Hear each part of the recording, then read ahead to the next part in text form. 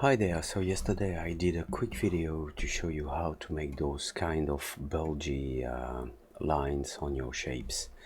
But in fact, the video I did yesterday was not, well, it's alright, but it was not optimized at all. There are different tricks that you can use to get the same result really quickly with a simple shape. I mean, not just simple, but you can save many polygons when doing this.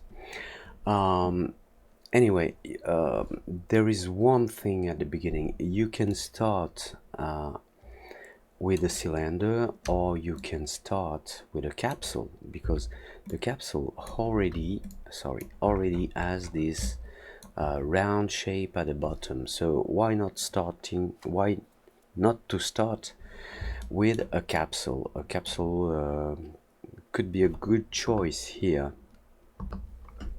So from the source picture, we have no idea what the bottom looks like, but we can see this overall shape where the main cylinder is bigger at the bottom.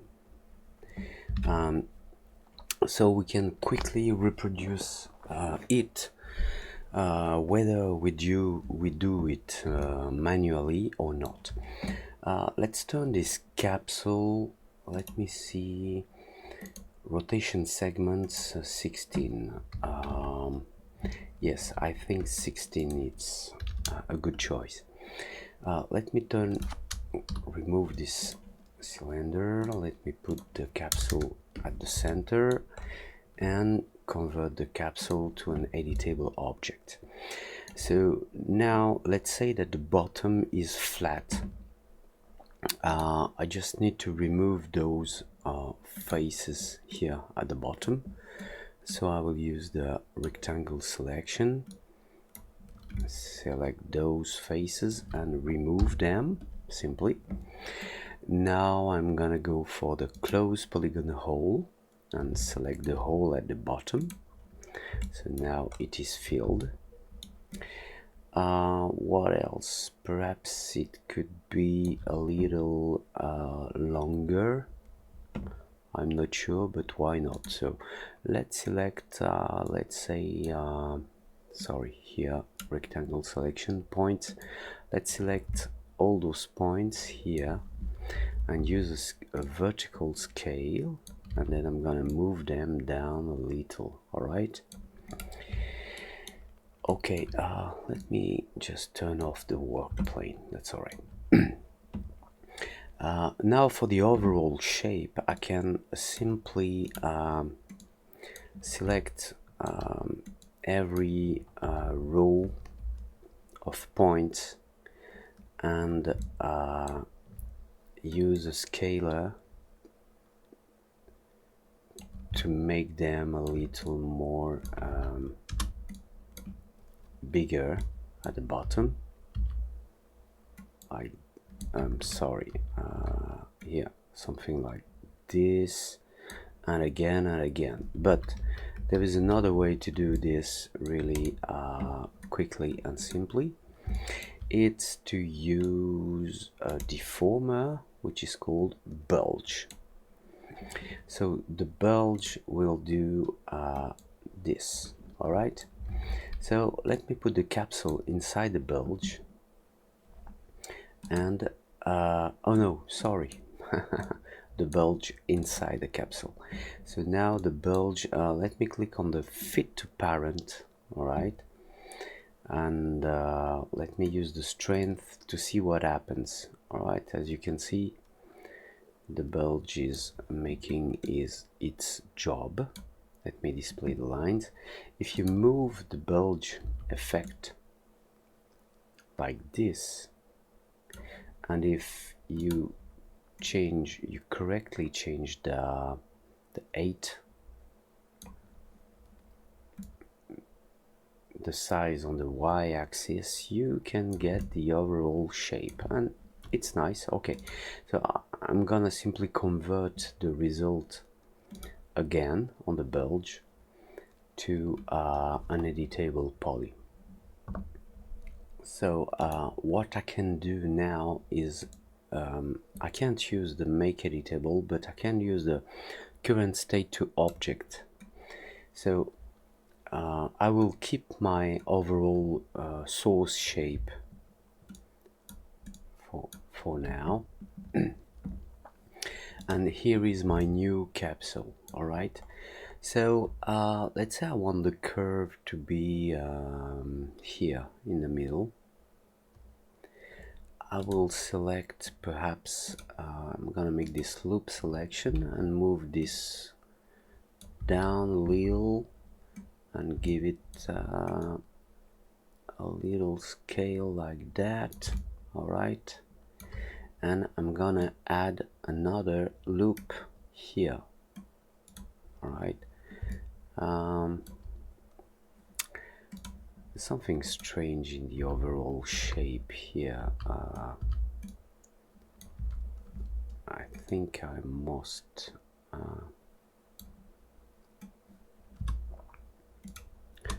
resize those ones a little. All right, you always can take a look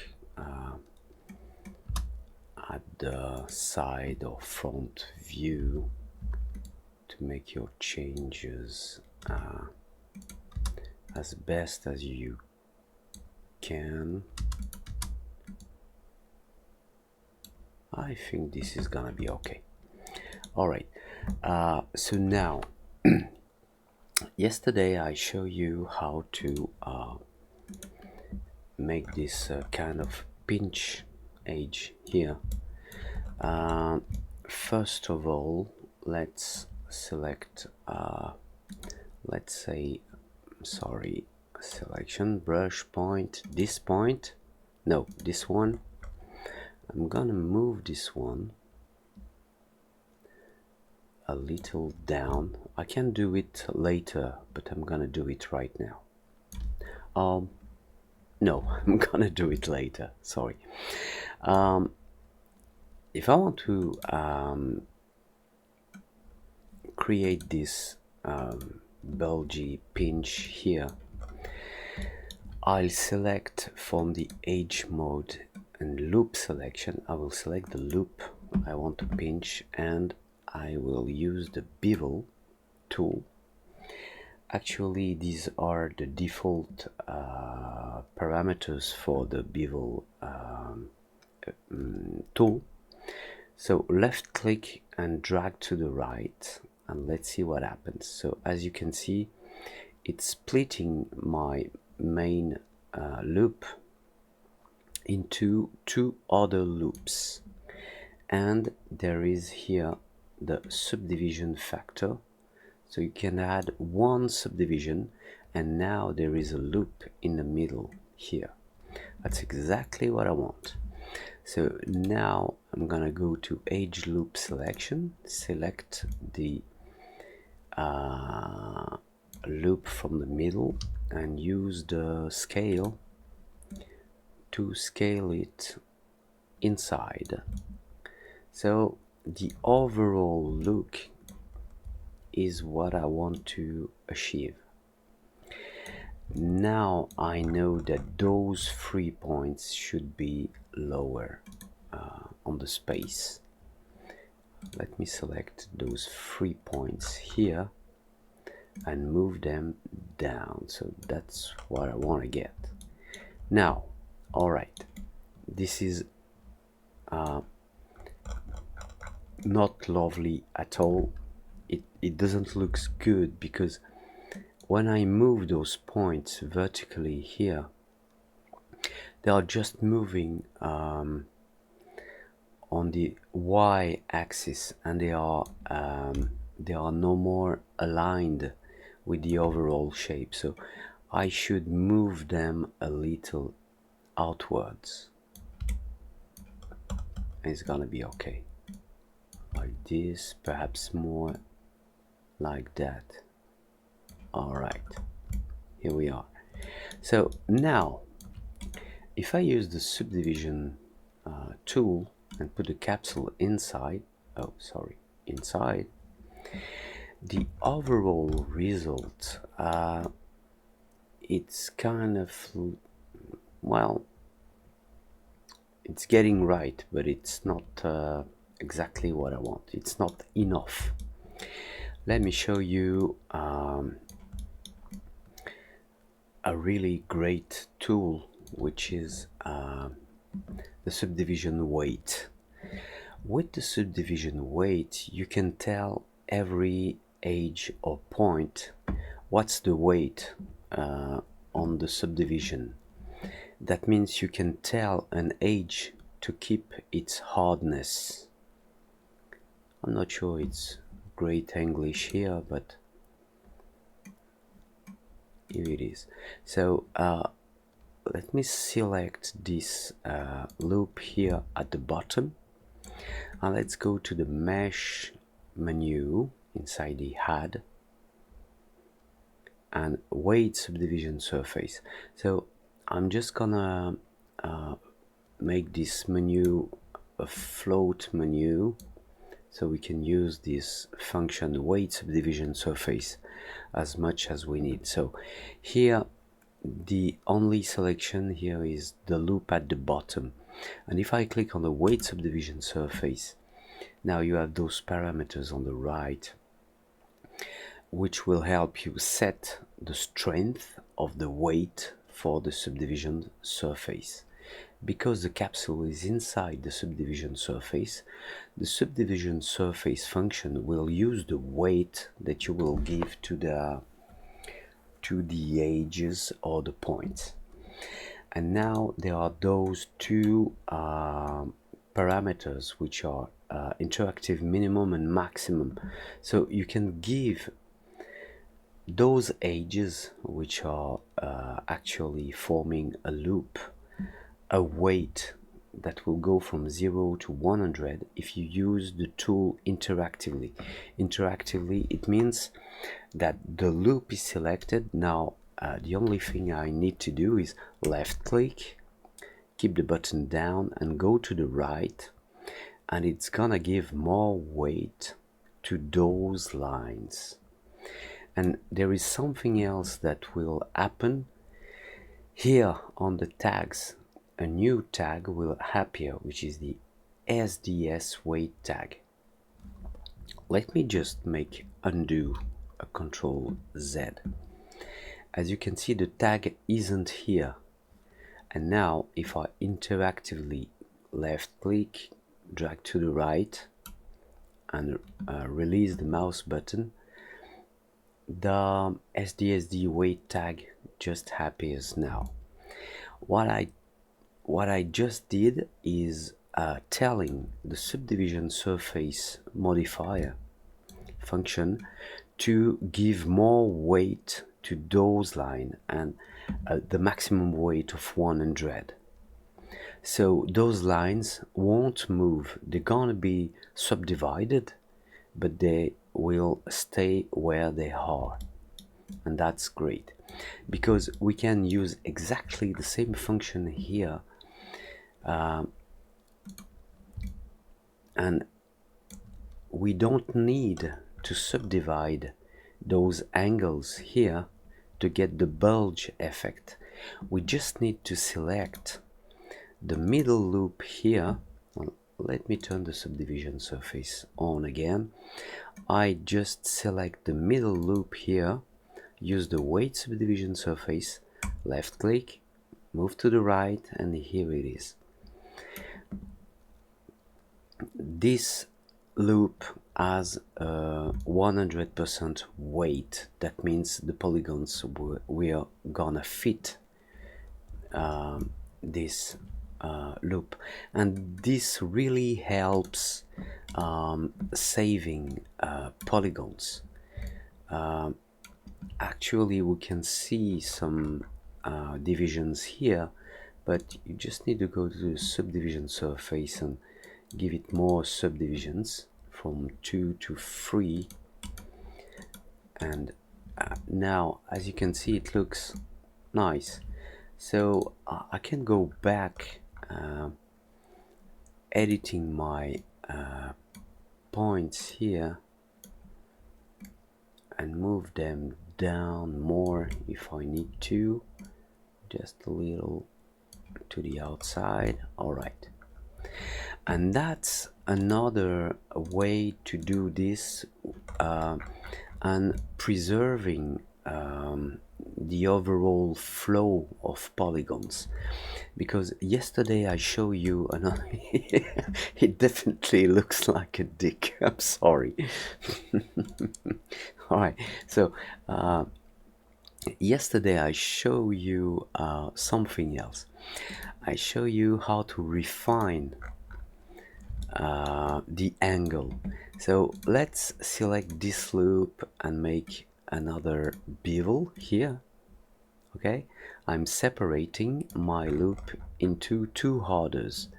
So I'm gonna select again the loop which is inside, use the scale to put this loop inside. And yesterday what I show you is if you want, when using the subdivision here, if you want to have a nice I mean more tensions on the loops, you can subdivide them.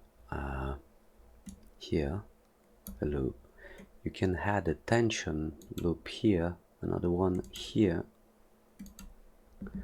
another one here, another one here, and same thing here on the inside.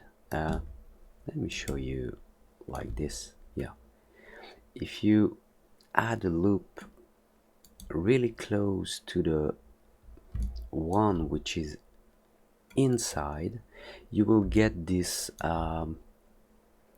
this effect. It seems that there is some kind of pinch, okay, and you can move or you can change those loops if you want it to be less or more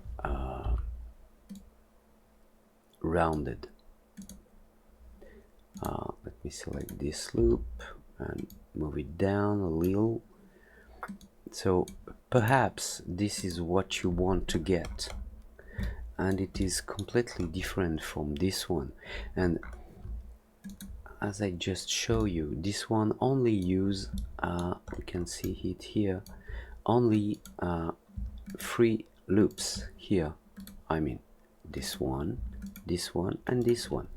And with only 3 loops and setting a weight of 100% on the inside loop, you will get this lovely bulge effect. Here we have how many? 1, 2, 3, 4, 5, 6, 7, 8, 9 loops to define this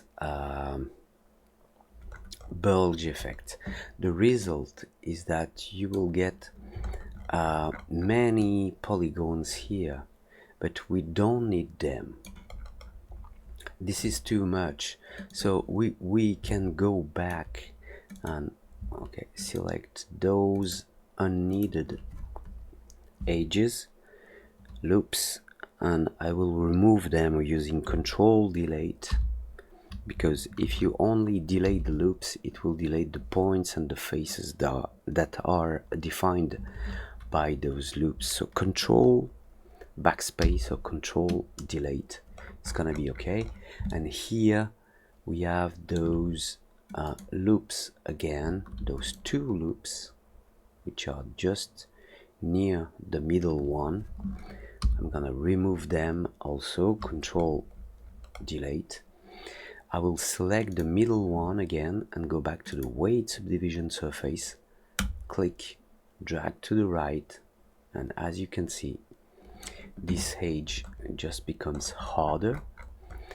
You have the bulge effect, which is what I want to get, and you don't have many subdivisions here. This is a way to save some polygons from the memory, and also it will make your rendering faster. Let me just scale a little bit this one, and perhaps I want to lower this one to have a bigger bulge effect, and this one upper right. So here we are, and now let's select those 3 points here, those 3 points, move them down again, but be careful, they need to be moved to the outside to fit the overall shape. Alright, so here we are.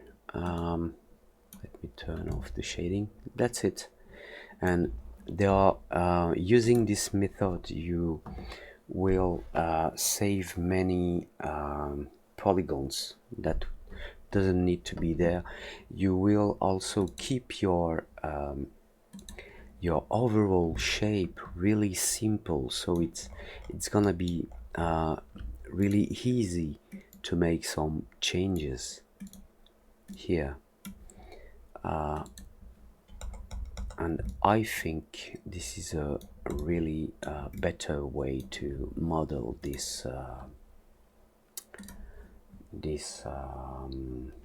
example here. So that's it. If you like it, well, subscribe and give it a like if you like it, give it a dislike if you don't like it, that's okay, and give me a comment to tell me what's wrong or what's right. And as usual, ask if you have something to ask, don't hesitate to ask. It's always a pleasure to share my knowledge.